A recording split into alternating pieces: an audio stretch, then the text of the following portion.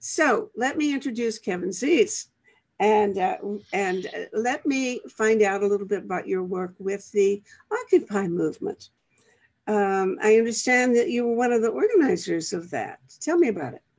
Well, yeah, we were actually, it came out of a peace protest. We had a protest at the White House with a bunch of veterans and others who were opposed to the Afghanistan war on December 10th.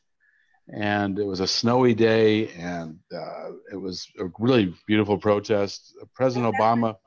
2015, was it? This is October 10th, December 16th, 2010. 2010? Okay. Yes. Yeah, that's Occupy started in 2011. Oh, okay. And so on that date, we were in front of the White House with a bunch of veterans and other activists. Over 100 people were arrested protesting the Afghanistan war. We were telling the world how the Afghanistan war needed to be ended. It was even then it was the longest war in U.S. history. It's even longer now. President Obama was inside saying how we're turning the corner and we're winning. And we decided after that protest that we needed to do more than just the usual protests to have an impact. And the next day, there was a fruit vendor in Tunisia who lit himself on fire and started the Arab Spring. Mm-hmm. And we saw that develop, and we said we saw how Egypt then occupied public space, and that created major activity in Egypt. We saw that spread to other Arab countries. We saw it spread to Spain with the Indignado movement. We also saw activity in the United States, in Wisconsin. People occupied the Capitol. We saw that in other capitals in the United States. And so the idea of occupation was starting to develop. We decided we want to do an occupation of Washington, D.C. with a bunch of people. It's not just by myself. It was a lot of people. And we started to talk to people about it, and everyone said, yeah, we should do an occupation in the United States too. And even when we talked to some people about where, they would say Freedom Plaza, which was the plaza we ended up occupying, which was very near the White House and on Pennsylvania Avenue, and a very key location. And so we ended up organizing an occupation in Washington, D.C. We decided to organize it for the October 11th of that year. And so we spent that January till October organizing, because we were going to do a national occupation. Uh-huh. Okay, now was this the first movement? I thought it started in front of Wall Street. Well, then, so we were organizing, and we put out a video. We did a lot of private organizing first. We went public in June, and we put out a video saying we're going to occupy Washington, D.C. We put out some articles explaining what we were going to do, what our goals were. And then in July, a Canadian publication put out a call to occupy Wall Street. So we were working from January to June. A Canadian publication in July says Occupy Wall Street. Then some people in New York decided, well, let's start to plan that.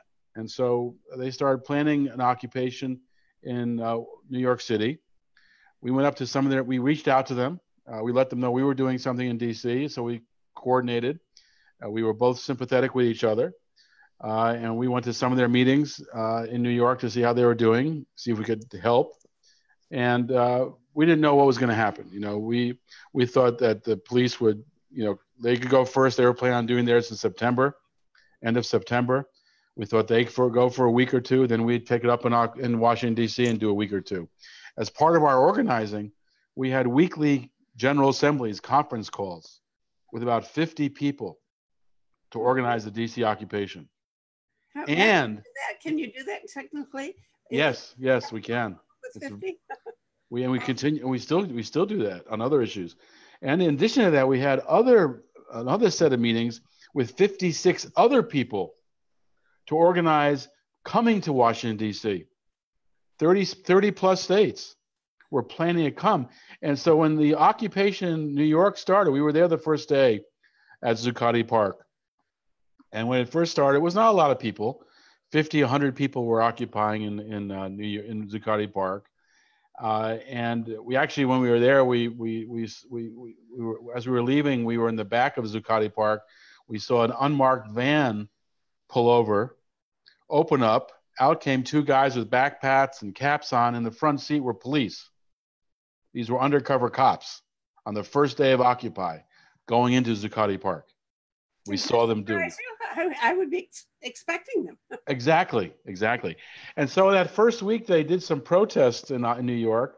And at one of the protests, the police put some protesters behind an orange mesh curtain, some women behind an orange mesh, to hold them in place. And one of the white collar cops came up and sprayed them with pepper spray. Oh, yeah. All right.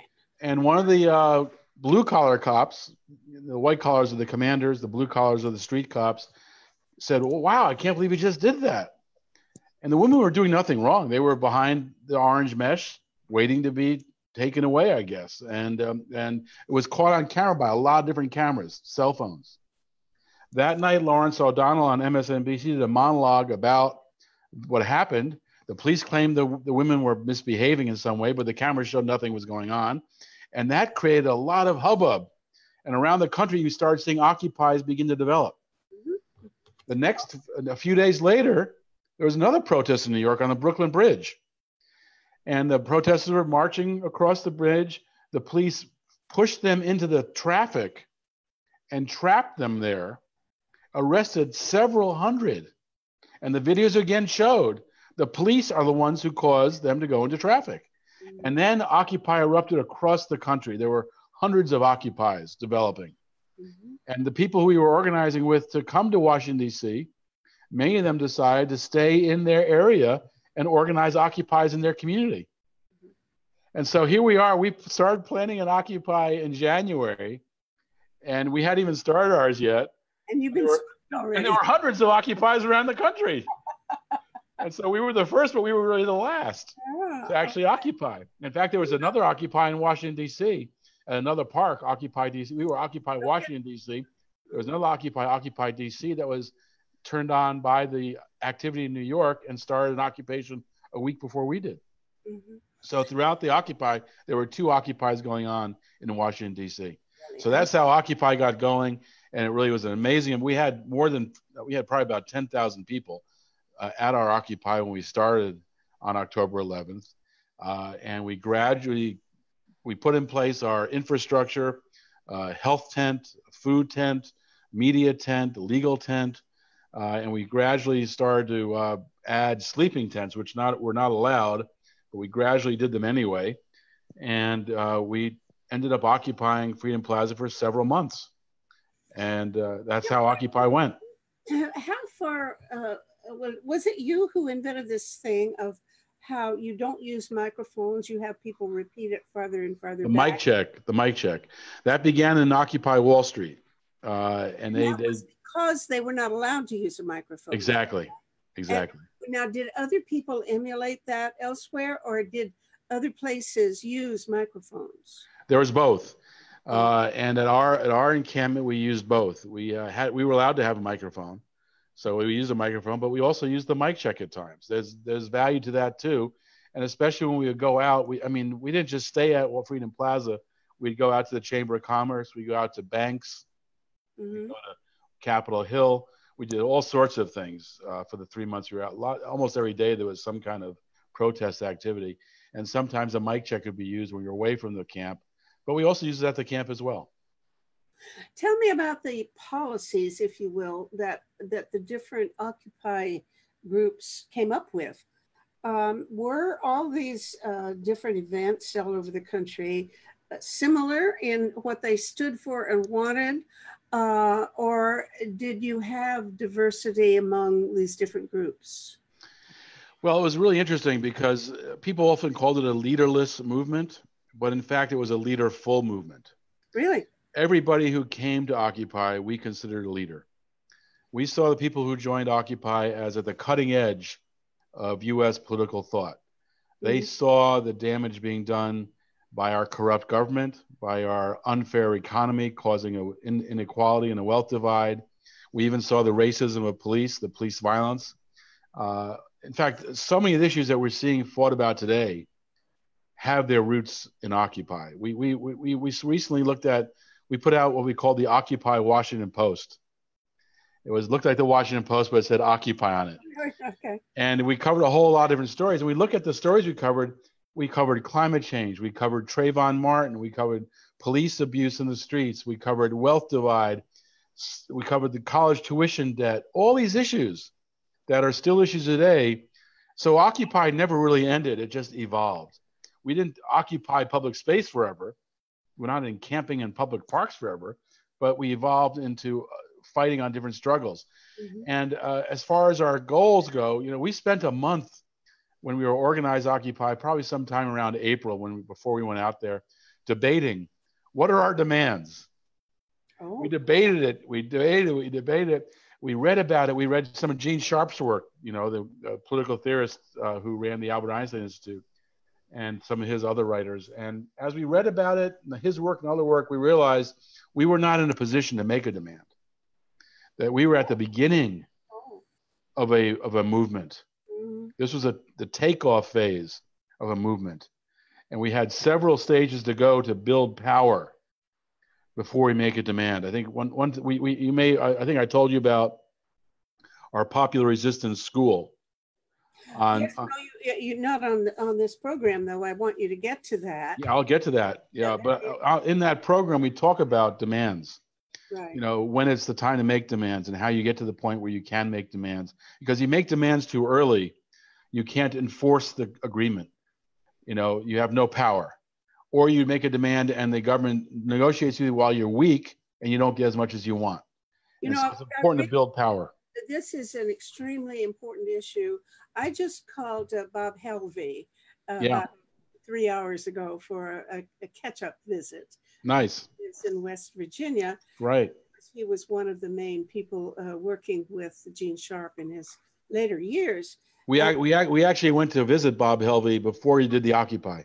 We drove to West Virginia to meet him to talk about this. Okay. Well, anyway, I want to come back to this question of demands and our notion about what the end goal is, but that should come after we've talked about all of the other things that you're doing, such as your work on teaching a course. I think you have an online program called Popular Resistance. Well, we have a website, Popular Resistance, and that developed out of Occupy. We are occupying for several months. We actually occupied way too long, I got to tell you.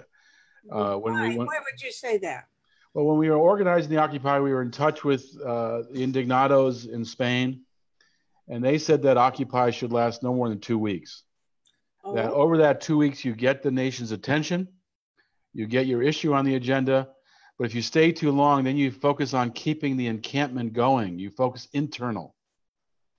How do you get the food, the toilets, the healthcare, the legal, all those sleeping, all that stuff? It's very hard to occupy outside. It's not an easy thing to do.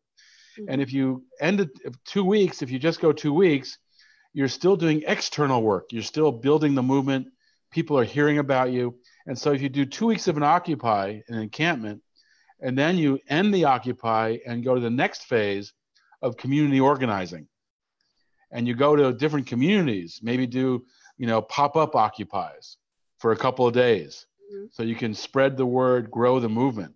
We stayed too long and became too much focused on keeping the encampment going, and rather than focusing on building the movement. So that was, I think, a mistake on our part. But after that 3 months was over, we met with occupiers, met with other political activists, other advocates on poverty, on racism, on various issues, and decided what do we need to keep building the movement? Because we knew Occupy is only a tactic, public space. We knew that occupying public space got us in the public dialogue, but that's only a tactic. How do you build a movement? So we met with people, we talked about what do we need. We decided to build popularresistance.org, which is our website, which is a media website to report on the news of the movement, provide an analysis of issues, and a place where we can do campaigns. As part of Popular Resistance, we also have a movement school, the Popular Resistance School, and we did our first school this year. It was on how social transformation occurs. We did 8 classes on how social movements work. And if you go to popularresistance.org/school, you can see that. I did go there. And I also listened to some of your podcasts. Great. Which, you do seem to be very much a news at least you start off your program with the news of the day, who's doing what all across the country, and what kind of problems they're having, and so on. Yes, And the podcast is Clearing the Fog. Fog stands for Forces of Greed. Clearing the Forces of Greed. And the podcast, it's changed format, but the current format now is about 15 minutes of discussion of current issues, about a half-hour interview with usually a frontline activist or an analyst, and then 15 minutes of discussing that interview. And it's a podcast you can listen to at any time. It's on the popularresistance.org website, and you can hear it on all sorts of different feeds if you're interested in podcasts. Now, back to where you were in organizing this thing, you seem to have had Occupy movements spontaneously generating themselves in different parts of the country without connecting to you initially. So you were not really giving the message to them about what the issues are that you're working on. How did everybody agree on what you were all about? I think for one thing, the message that I came out of it with, not that I was ever there, but the impression I have is that the one message that you got across was the 99% notion. That's what I was going to say. Yeah, 99% had not been a concept until the Occupy movement. And I think it's here to stay, isn't it? But that issue, that 99% meme actually came out of Howard Zinn's People's History. And it was picked up by occupiers in Washington, at Wall Street. We are the 99%. And there's actually a beautiful, you talk about our agenda, there's a beautiful YouTube video of a song, We Are the 99%. And in the song, it lists the agenda of Occupy Wall Street. So it's a really great song. Okay, now what was the agenda? Well, it's a long agenda. I mean, because what you find out when you get into these kinds of issues, while we focus on the 99%, when you talk about the 99%, then you're talking about the wealth divide, you're talking about economic insecurity, you're talking about housing insecurity, you're talking about poverty, corruption of the government by money, and so racial unfairness in the economy. So 99% is like a headline, but under that is so much information. On popularresistance.org, we have 15 core issues that we list that come out of that theme. And so what you learn as you get into these issues is while you can have a easy headline, wealth divide, whatever, racist police enforcement, the details, when you get into it more details, it gets much more complicated. And so while Bill Moyer, who is a political activist who worked with Dr. Martin Luther King in the civil rights movement and also worked on the anti-nuclear movement, wrote a book called Doing Democracy. He died in 2002. He wrote a book called Doing Democracy, and that was a book that came out of something he wrote in the early 1980s, which included the 8 steps of successful social movements, the 8 phases of successful social movements. How well does that hold up, you think? Oh my gosh, it's amazing. Yeah. We read it before we did Occupy, then we read it after Occupy. And the experience of Occupy just reinforced how important it was. He has 8 phases, 8 stages of successful social movements. Stage 4 is called the takeoff. And after we did Occupy, we read that again, and he described Occupy, kind of like you just did. All of a sudden, this national movement erupts spontaneously, it seems like. In fact, it's been building for years. But it erupts finally in stage 4, and it's a new issue is put on the agenda. And people say, wow, where'd that come from? What happened?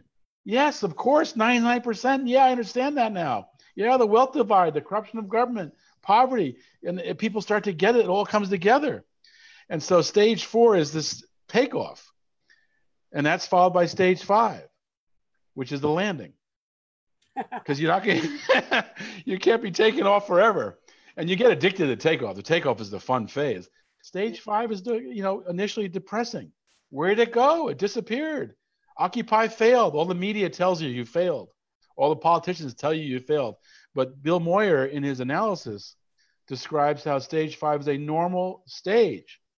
that in fact you're going to land, you're going to go through this period, and what happens quickly, luckily stage 5 is the quick stage, it's a stage where you realize, well, we actually did accomplish a lot. We put an issue on the agenda. We showed the country that people all agreed with this agenda, that a lot of people got involved, that people were willing to take action, that you're not alone. And also what you see in stage 5 is the issues you raise in takeoff become a majority issue. You get to like 50%, over 50% of the public cared about the wealth divide. It got put on the agenda. You start to hear politicians talk about it. So you accomplish, even though you're in this landing phase, you realize, wow, we did accomplish something. Mm-hmm. And then the next stage, which is the stage we're currently in right now, is stage 6, which is called majority times. And that's the stage right before victory. Stage 7 of the 8 stages is victory. Stage 7 is victory. Stage 8 is protecting the victory and moving on to the next injustice. But in stage 6, where we are right now, majority times, the purpose of majority times is to build national consensus. National consensus. This is really about inequality. The national consensus. Well, it's not just that. Stage 6 is a national consensus on the issues that are part of the social movement. The social movement right now is economic, racial, and environmental justice, as well as peace. That's what the movement's about. Economic, racial, and environmental justice, as well as peace. That's the movement. And so the meme was the 99% inequality, but everything else fits underneath that. And so when you get into stage 6, you're developing two things: national consensus and a deeper understanding of the issues. They're much more complex than the meme is. Right. And so we're in this process now of developing like national improved Medicare for all. That's a great example for the United States. And of course, in Canada, you guys resolved that in the 60s.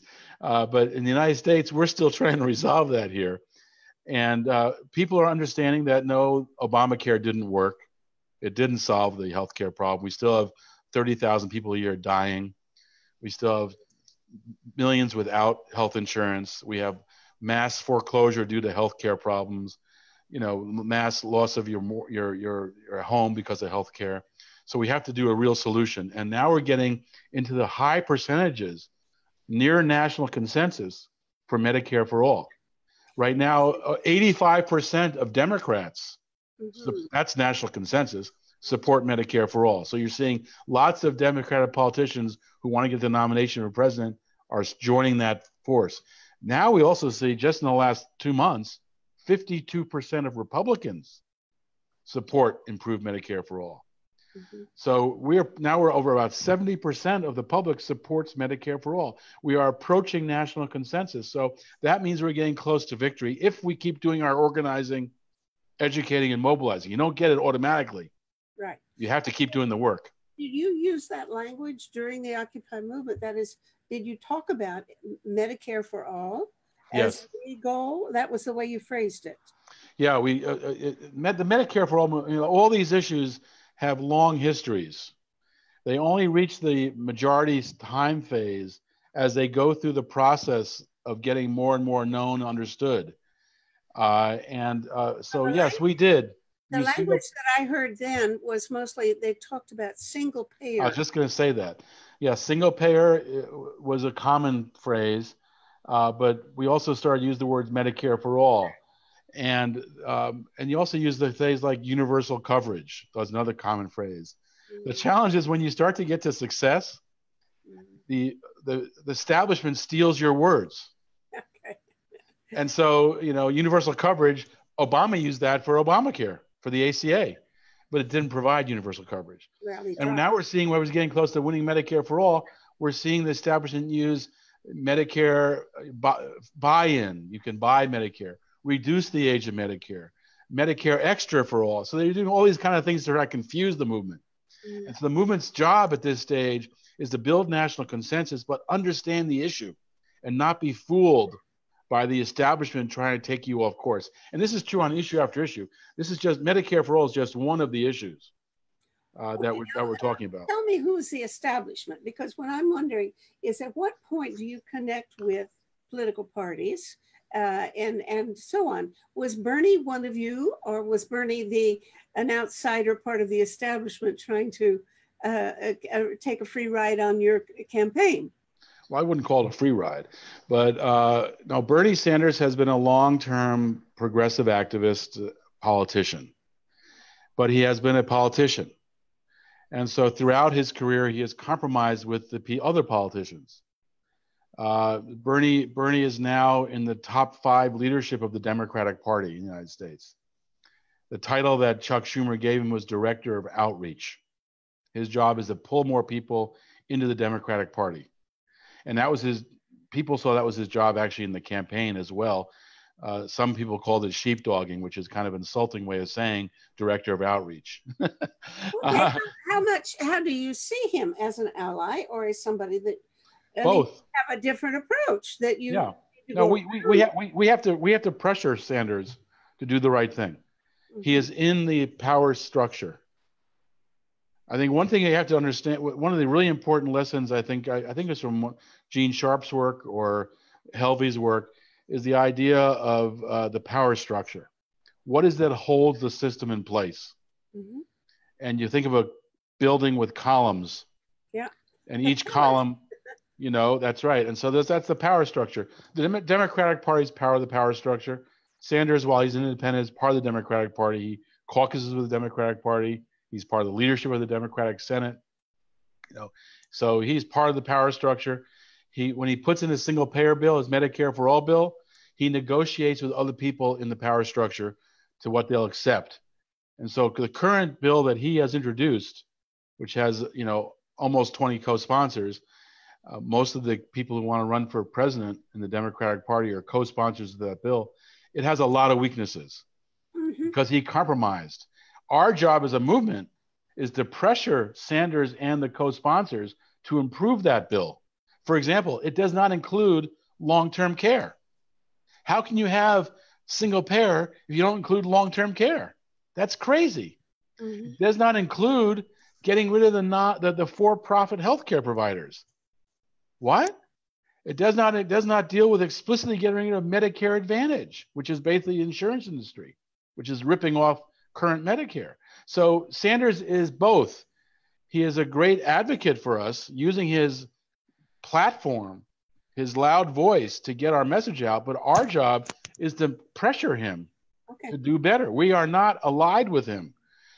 Political movements must stay independent of the two parties, and they must push both parties to do the right thing. And that includes the best people in both parties, because they are subject to insurance funding, for-profit hospital funding, the pharmaceutical funding, Wall Street funding, the political establishment of the Democratic leadership. So Sanders is influenced by all that. We are independent of that, need to push him to be better, to give us what we need. And so we're independent, but what happens is the political movement in these majority times phase, as we build national consensus, the political movement starts to reflect us. Politicians know that in order to get elected, they need to reflect the movement. If we're doing our job right, they need to reflect the movement. You saw that very much in Sanders' campaign. When he was running for office, he was not very strong on race issues. Vermont is a very white state, so it's not one of his priority issues. Early in the campaign, he was doing an event in Seattle. Some Black Lives Matter activists got up on stage and pushed him on racism. Mm-hmm. Sanders listened. He met with them. He changed his rhetoric. He put racism as part of his agenda. Mm-hmm. The same thing happened with Palestinian rights. Sanders was not very good on foreign policy. Again, he was a domestic focused senator. He hasn't ever really gotten exactly interested in war issues. Exactly. So there were events. He was speaking at an event in New York, and some Palestinian rights advocates stood up with a big banner in front of him, calling for Palestinian rights. By the end of the campaign, Sanders refused to go to the AIPAC, the right-wing Israeli lobby meeting. He was the only politician not to go.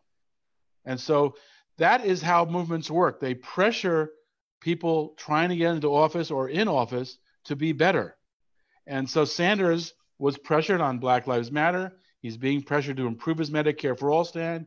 He's being pressured on Palestinian and foreign policy issues, on war issues.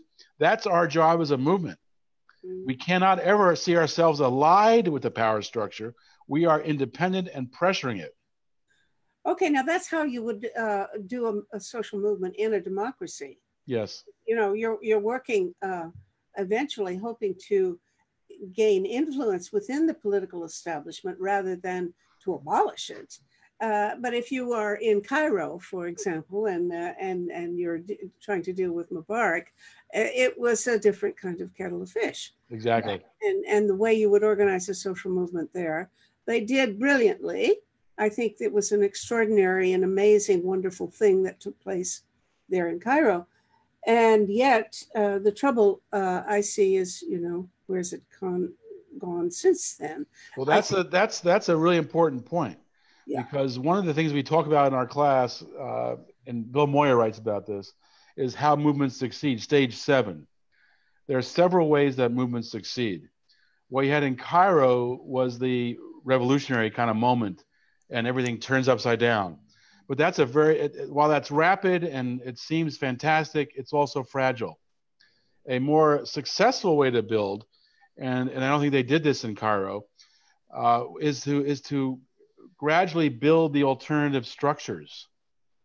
Mm-hmm. So if we want to replace, let's say, big finance capitalism with some kind of form of socialism, we need to put in place those socialism systems. We need to put in place cooperatives where workers own the means of production.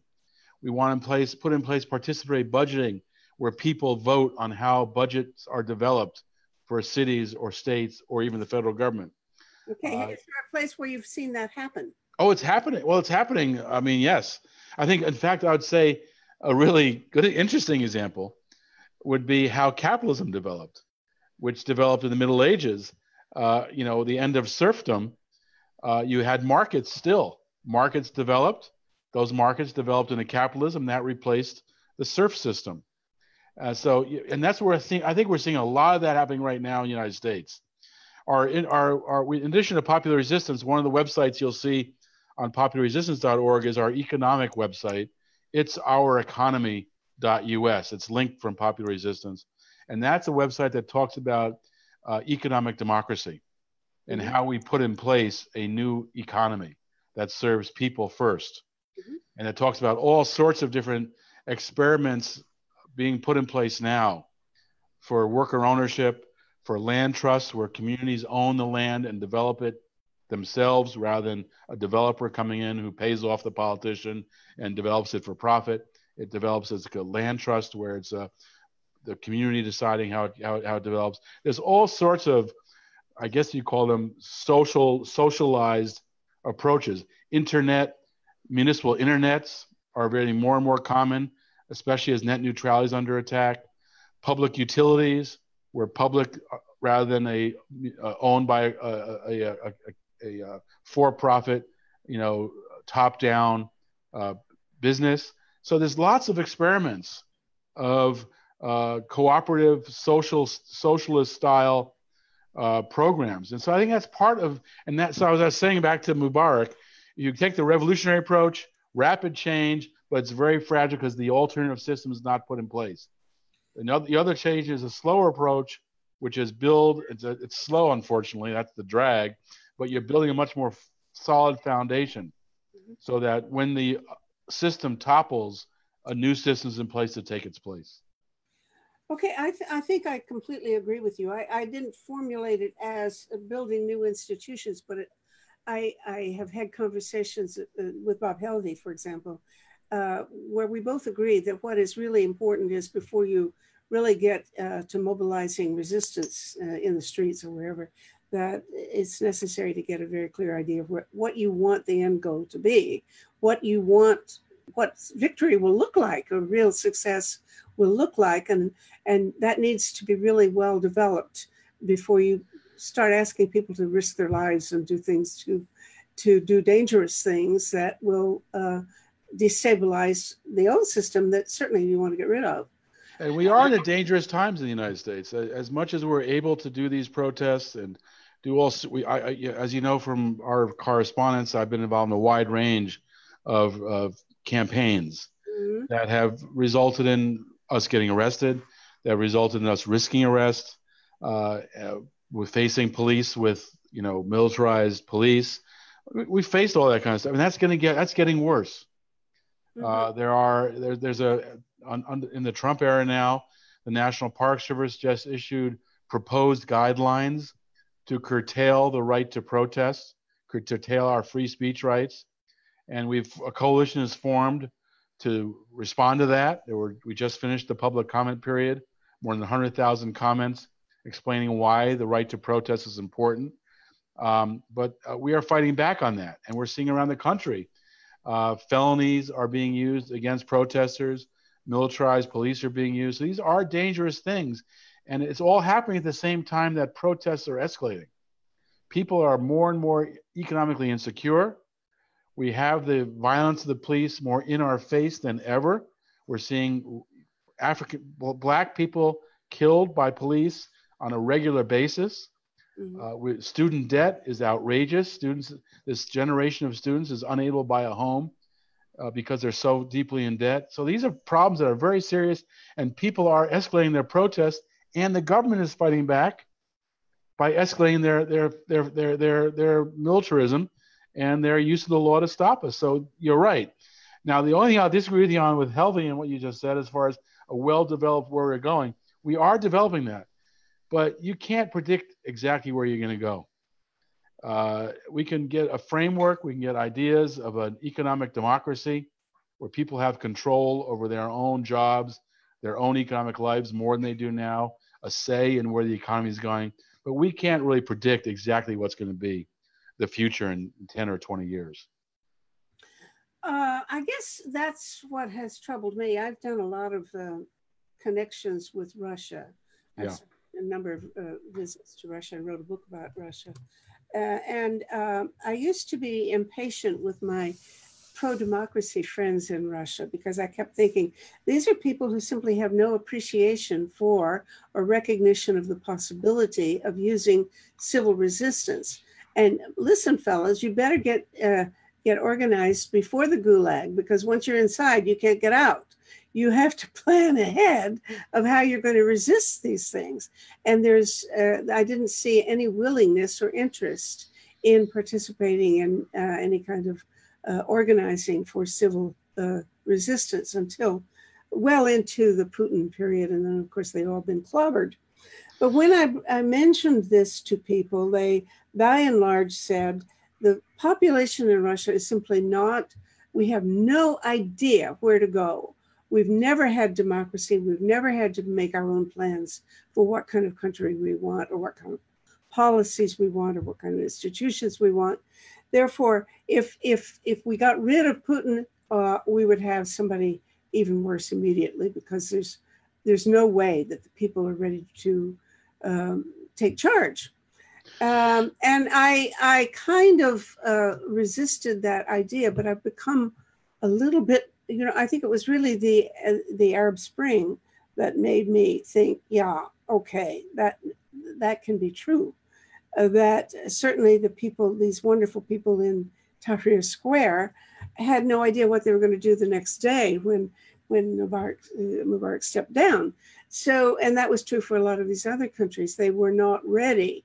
So I kind of think that unless you really do preparatory work, I don't think you can build institutions, for example, in Russia, alternative structures. I don't see how you can do that. But you could have conversations about what it is you want and what kinds of plans that you can be committed to. Well, Russia is an interesting example. Also, if you look at the end of the Soviet Union, which was a rapid end of empire when it started. And I think the United States is going through end of empire now too, which is another subject we talk about. But when the Soviet Union fell, and Russia became Russia, you had the Yeltsin period, where the United States came in the Clinton era and Soros, and essentially sent the country off in a bad direction toward a kleptocracy. which still exists today. And I'm Yelp, sorry, but I don't think they needed any help on that. well, I think they got some help. They got some help. There's no question the U.S. did help to make things. There's no question that the U.S. and certain people I can name at Harvard did help talk therapy. Yes, exactly. Was certainly an American idea, and it was a really stupid idea. And they suffered for that and have held it against us all along. But within and U.S. political operatives also helped to get Yeltsin into power. Bill Clinton put people right in the Moscow, the White House. Exactly. Yeltsin with his campaign. Exactly. No, and that led to tremendous theft, and really led to the Putin period. And now Putin is kind of rebuilding and making Russia a more, lots of problems. I'm not defending Putin, but I'm saying it's a reaction to that Yeltsin period. Well, that's an interesting notion. It's a reaction to Yeltsin. Well, partially. That's just one. That's one of the aspects. And both of them were reactions to Gorbachev. So. And both of them were reactions to the Soviet Union. Yeah. So it's all, it's that's how life is, though. It's a chain. Yeah. Okay. Yeah. So to what extent has something, even organizationally or in terms of networks of contact, to what extent has a structure come out of the Occupy movement? Is there, apart from just people you happen to bump into on the street that you met in the park, do you have ongoing relationships with people where you actually have consultations and planning sessions and that kind of thing? Yes, and it's around different issues. For example, just this weekend, we had a meeting of what we call the Peace Congress. And this developed, as I said, one of the goals of the popular movement is peace and opposition to militarism. And when President Trump urged a military parade, some of the people who I worked with in Occupy and other issues came together to organize to stop that. And we grew that coalition to 263 organizations. And you can see it on notrumpmilitaryparade.us. And we helped to stop that military parade. And when we stopped that parade a couple months ago, we decided that we needed to do more than that. We're not going to let the parade determine where we go. We wanted our own direction. We decided to organize the Peace Congress, which would be an event to help get the peace movement together for a day-long strategy discussion. How do we build the peace movement? And that was followed by another event yesterday, our own a parade led by veterans and military families. Indeed, they were organizing this before the Trump parade was announced, and they continued it after the parade was announced to take back Armistice Day, a day to recognize peace from World War I, as opposed to Veterans Day, which was to glorify veterans.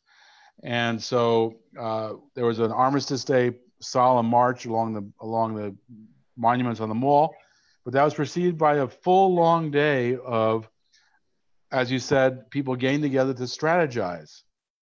How do we build a peace movement? And out of that Peace Congress came a number of decisions, which are about to publish on Popular Resistance either tonight or tomorrow, but because we're still working on it. But a number of decisions came out of it, including unifying again around April 4th, when NATO is coming to Washington, D.C. April 4th is the day that Martin Luther King was assassinated. Oh, wow. And NATO is holding a meeting in Washington, D.C. on that day. They should have checked the calendar. Okay. And so we are organizing, we're unifying the peace movement to fight back against that. And so that came out of that's one of the projects that came out of the Peace Congress yesterday. So yes, we do. And I can give you other examples, but yes, we do get together. And what's becoming more and more common after Occupy is that rather than working, for example, on a trade agreement like the Trans-Pacific Partnership, only people interested in trade, what came around the TPP was a movement of movements. People interested in food, healthcare, pharmaceuticals, environment, labor, internet freedom, all these issues came together to form a massive movement of movements that stopped the TPP Okay, we're talking about the Trans-Pacific partnership. Partnership. I wasn't aware of that. That's very interesting. But let me go back to this thing about the Armistice Day. I love that idea. It's like let's remake Mother's Day again into That's right. Day for Peace. Exactly. But I heard Amy. Not for Hallmark cards. Right. I heard Amy Goodman interviewing Adam Hochschild about World War I and the. Right. And you know, he was saying exactly what you've said, that some of the people that we want to really be honoring are the people who saw during the war, before the war, what a stupid, bad thing it was, and refused to take part in it. And he honors those people who were war resistors. About World War I you're talking about. World And I think War what was also interesting after World War I was the peace movement that developed. Yes. There was a very strong peace movement.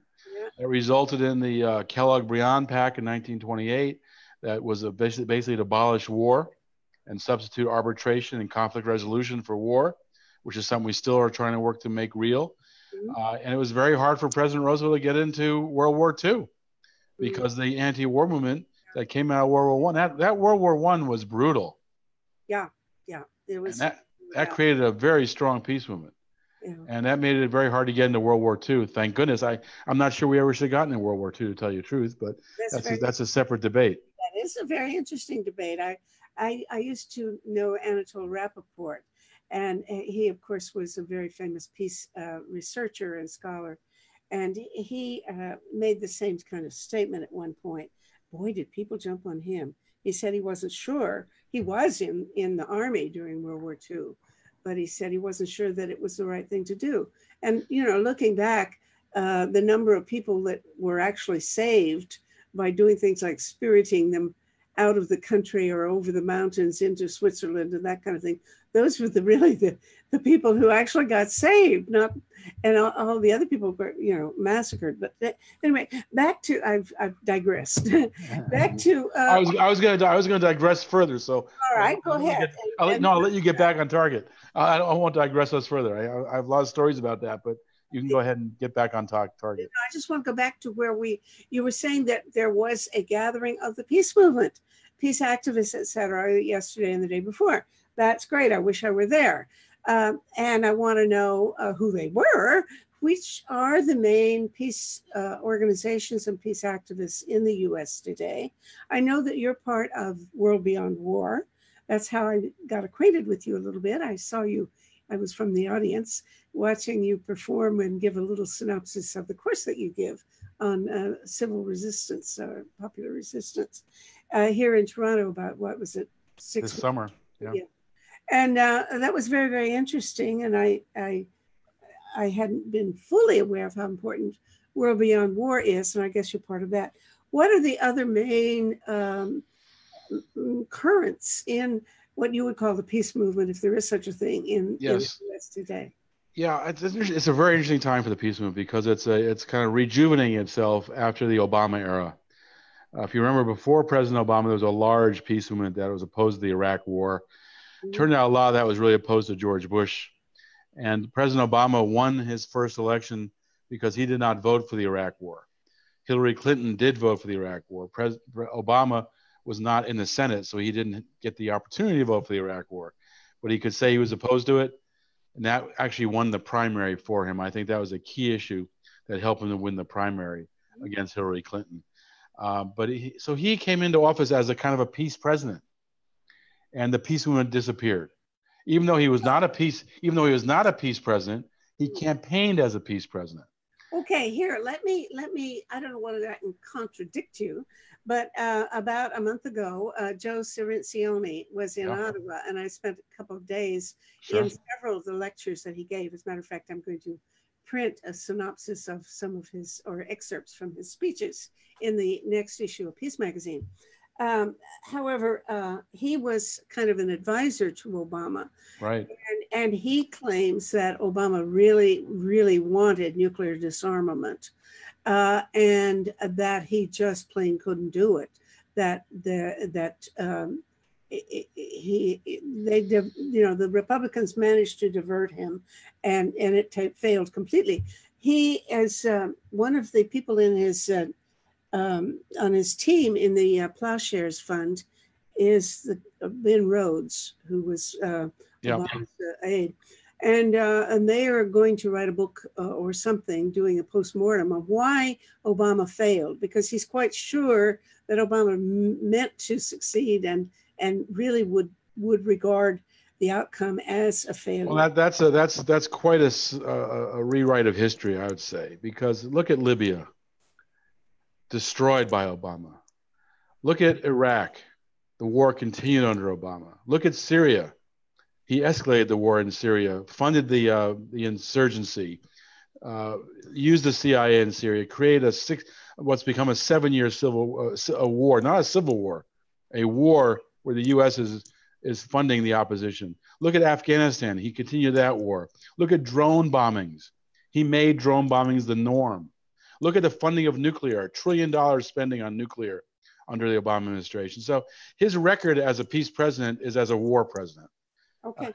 So what I'm saying is that now we're seeing the peace movement revive.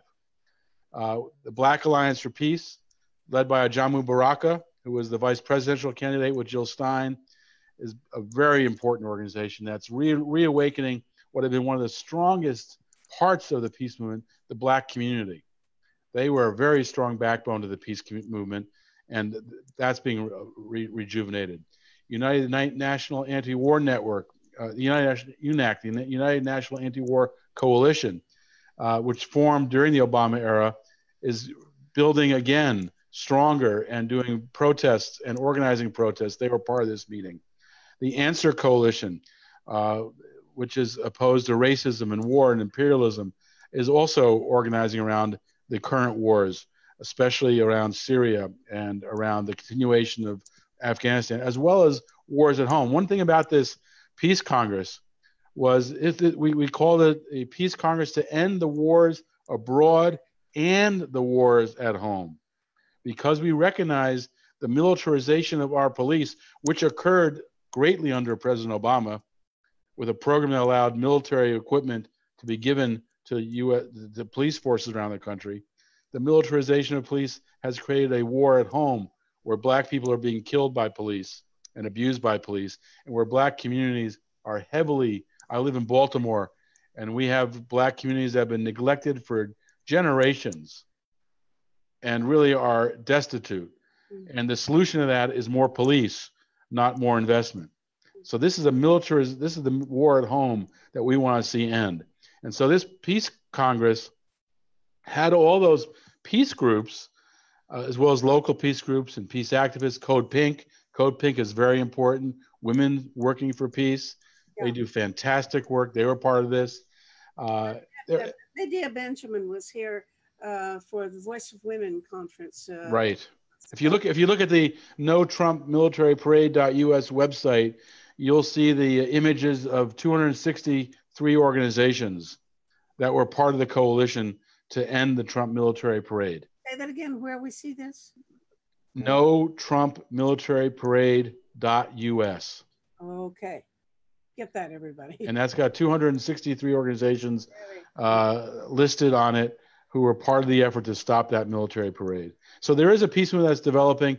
And one of the things that came out of this meeting, in addition to the April 4th unifying to stop and protest that NATO event on the day that Dr. King was killed, 1 year after his very important Beyond Vietnam speech, where he talked about the triple evils of racism, militarism, and capitalism. We're going to be raising those issues on April 4th. In addition, April 4th, we came out with a decision to inject this issue into the 2020 presidential and congressional campaigns. We're going to be holding regional peace congresses around the country in 1919 and a national peace congress in Washington, D.C. in early 2020. Those are some of the ideas that came out of the Peace Congress to keep building the peace movement. And we really are going to emphasize diversity of age, particularly youth. There was a really excellent group of young people from Baltimore who came to the Peace Congress. We want to really help to lift that up. We also want to increase the diversity. Black Alliance for Peace's work to really bring a much more diverse peace movement together that represents the breadth of the community and really build this movement of movements, because militarism is now 62% of federal discretionary spending, more than $1 trillion a year. And that affects everything. When 62% of your discretionary spending is going to weapons, war, and preparation for war, that means that housing, jobs, transformation of a clean economy, our infrastructure, on issue after issue, our internet is so slow in the United States. Mm-hmm. Many communities don't even have internet. Black communities in poor neighborhoods don't have it. Rural communities don't have it. Hospitals are being closed in rural areas. There are hospital deserts in some of our urban areas. That's because we're spending so much more money on the military that we're not investing in the necessities of the people and the protection of the planet. So we are going to be using these next 2 years of building the peace movement into a movement of movements, so people understand how everything we care about is impacted by militarism. This is just really wonderful news for me to hear. I'm a dual citizen. I'm a US and Canadian, and I've lived in Canada now longer than I lived in the US before I came here in 1971. But I feel very remote from American activist groups. I'm very active and very familiar with the entire peace movement in Canada. I know hundreds of people who are active, and I spend all my time working on that.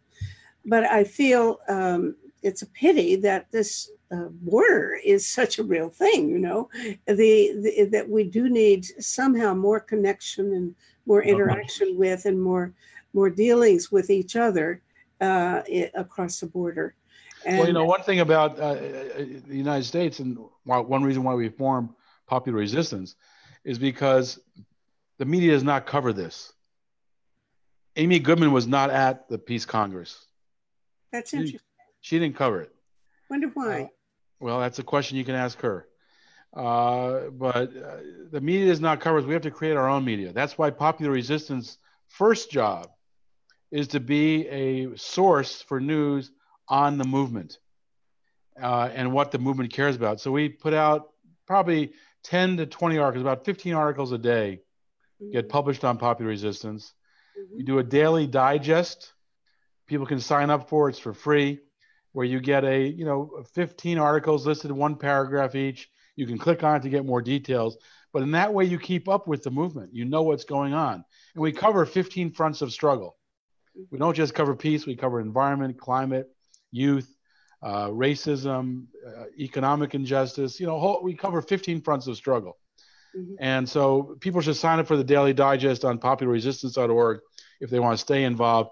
Then each week we do a newsletter that is a much more detailed analysis of a key issue that's impact. Like we just did one recently on Trump's new NAFTA, to explain to people what's really going on there, because it really contains a lot of the same stuff as the Trans-Pacific Partnership and a lot of the same stuff as the old NAFTA. It's really not much different, even though the media and President Trump is trying to say it's some great change. It's really not that significant a change. And so we're going to be holding a call this Tuesday night on beginning a campaign to stop NAFTA too. And we have a website, Trade for People and Planet, that focuses on trade issues. If you go to popularresistance.org, you'll see links to all these other campaigns, including this trade campaign. And we're gearing up now to stop that. Tell me about your connection to World Beyond War, because that's under those were the auspices you came here under. And I was very interested in sort of seeing how widespread that movement is and how it connects, how maybe we could connect to it. I don't know. I want a little bridge across the border. And that's why we came. That's why we came to Canada. Yes, that was the idea. We need the other direction too. I mean, yes. I have this magazine, and all our readers are in Canada. Well, here you are reaching out to me, so you're doing it. And I think that somehow we should make some sort of connection so that we'll read your website and take your Clearing the Fog or whatever it is, and we should get some peace magazines and some more of our videos. south of the border.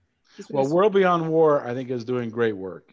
David Swanson, who started it, who heads it, and his staff are really doing excellent work. I think they've gotten a very clear understanding of the alternatives to war. You know, there's going to be conflict between nations, and how do you resolve those conflicts in a more civilized way? They focus entirely, as I understand. I'm asking, not telling you. Yeah. Do they focus entirely on war and conflict, or do they address other issues such as climate change or economic injustice and so on? Well, in fact, the conference we had that you heard me at was about war and using law as an alternative to war. A year before that, the annual conference was on climate change, because we see that the reality is that wars that the United States fights are often over oil and gas, and that the United States military is the largest abuser of oil and gas and a major climate polluter. And so, yes, since Occupy, I really think the framework of activism in the United States has changed to really have this movement of movement concepts. Okay. That sees the connection between issues, and so that we unite to fight together. So I think World Beyond War has done a great job of putting forth an alternative security system so people can feel secure, and has shown how war ties to various other issues, and has put out forward a World Beyond War pledge that has been signed by thousands of people in scores of countries. So I think they're very important in growing. It's a new organization, only a few years old, and they've done a great deal in those few years to really develop. I think they're doing great work. So I'm on their advisory board. That's great. And I'm glad to hear you say that there is a diversity of issues that are seen as all really related to, because although Peace Magazine is a peace magazine having to do with war and nuclear weapons and so on, we also have broadened out now and are looking, we are the sponsors of something called Project Save the World, which is a project that I'm very engaged with, looking at the ways in which 6 global threats are interrelated as a system. That is war and weapons, and global warming, famine, pandemics, major radiation exposure from something like a reactor explosion, and cyber attacks. And in order to make our solutions to these problems realistic, we have to do some economic and social changes as well, institutional changes in, for example, the United Nations and so on, and fundraising for multilateral projects and so on. So we are looking at those as a package. And we are developing a wiki now, so that early in the year, we will have on our website, we will have a wiki elaborating our reasons for the 25 public policy proposals that we adopted at our conference at the end of May. And there'll be other policy recommendations, of course, that will come along beyond these 25, but we have focus on 25. We call it the platform for survival, because it's a way of reducing all 6 of these major global threats to humankind because the issues are so interdependent and so causally related. So we're working on those together, and I hope that we can find many more opportunities to talk to you and to other American peace activists and people working on all of these issues. I think that's a great approach that you're taking. I mean, because one thing that we also came out of Occupy was the concept of a system problem. It's not just an individual problem of wealth divide. That's part of a system. That's right. And so you have when you have a system, it connects to lots of different issues, like the ones you just listed. Exactly. And so system change requires people to recognize how these issues are connected, and for us to join together to make a change in the system. Exactly. And so that's really the process that we're all involved in. And what we'll be going through once we have our wiki in place, we haven't really gone very public. We haven't publicized this too much yet because we just have the platform for survival without any explanation. But with the wiki, we'll have an explanation. And then we want to have a real campaign. And so you've given me some tips on how to run a good campaign. Well, I hope you'll share that. Hope you'll share that with us, and we'll report on it. We will on indeed. Popular Resistance. Yeah. Absolutely. And I want to thank you so much for this extremely interesting conversation. We've used up our time. Thank finally. you.